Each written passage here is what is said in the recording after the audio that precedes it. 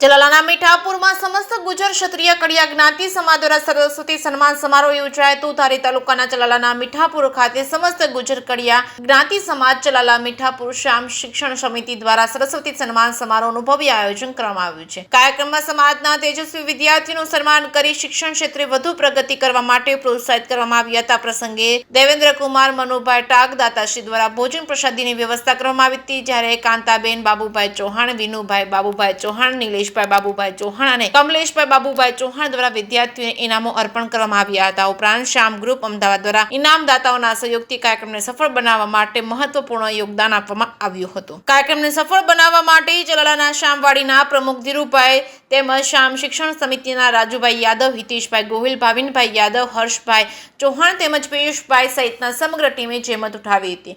સમારંભમાં સાવરકુંડલા, અમરેલી, આંબરડી, ચલાલા સહિતના વિસ્તારોમાંથી મોટી સંખ્યામાં સમાજના આગેવાનો અને લોકો ઉપસ્થિત રહ્યા હતા। સમાજના વિદ્યાર્થીઓને શિક્ષણ પ્રત્યે પ્રેરણા મળે અને તેઓ ઉચ્ચ શિક્ષણ તરફ આગળ વધે તેવા ઉદ્દેશ સાથે યોજાયેલા સરસ્વતી સન્માન સમારોહને ઉપસ્થિત સૌએ સરાહનીય ગણાવ્યો હતો। જે કે સિંગર સાથે બિપિન રાઠોડ, ચલાલા।